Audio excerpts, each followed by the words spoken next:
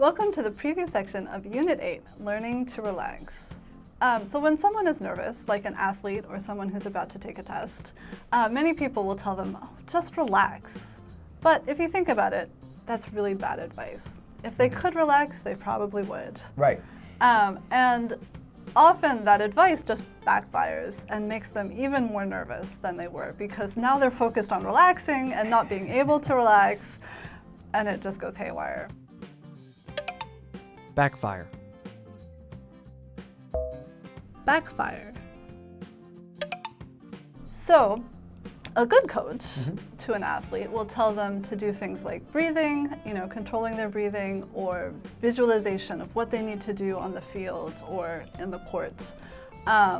Or sometimes give them a mantra, so something that they can kind of repeat over and over in their heads to focus on anything but their nerves. But more recently, they have been using technology, medical technology specifically, so an EEG or electroencephalography, and this machine measures the brain waves, and it looks at what's going on in your brain, and you can kind of see what's happening. Mantra. Mantra. Electroencephalography. Electroencephalography. A relaxed person, what's going on in their brain. When you're nervous, what's going on in your brain. And when you try to do these things like breathing or visualization or mantras, is it actually helping? Right. And so not just, I think I'm relaxed, but is my brain actually relaxed? And so as these EEG machines have become cheaper and more available outside of hospitals, people are adopting them into things like sports. And so how about for you? When do you get nervous or feel like you need to relax?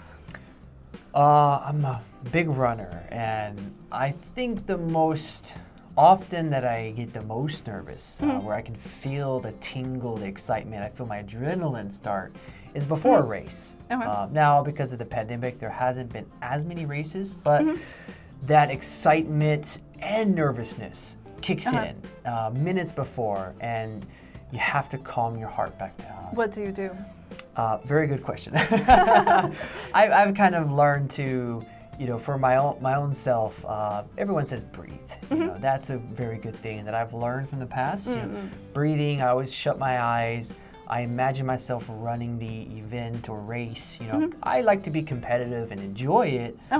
So, but if I feel that competition and that pressure, I just calm down by imagining myself running, imagining myself progressing in different points, and that helps me calm down for that moment. Other than that, I don't get too nervous too often, I think. How about for you?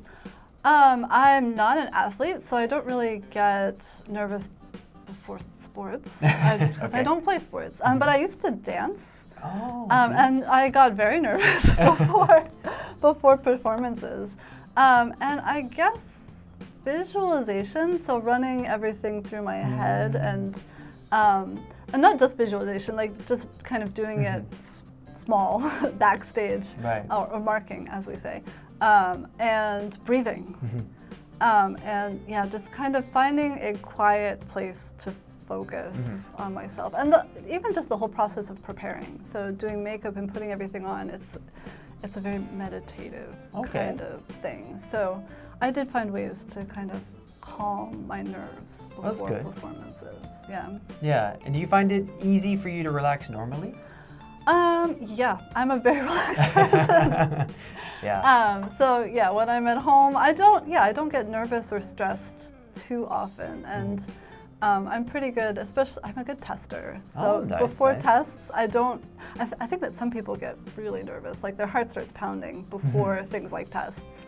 Unfortunately, that's never been a problem for me. How about you? Do you find it easy to relax? Well, I would say not as easy as for you, but I find myself quickly, relaxing. You know, I always felt that flutter of my heart before a test. It wasn't so major I was hearing it, or, you know, people say tunnel vision. Right. Never that bad. I never passed out. I did see some people Oh my goodness. almost hyperventilating in high school and university. Very extreme stress, but I never had that, thankfully. But in general, yeah, I'm fairly relaxed guy, I think. That is fortunate. Yeah. Okay. And now for the language focus.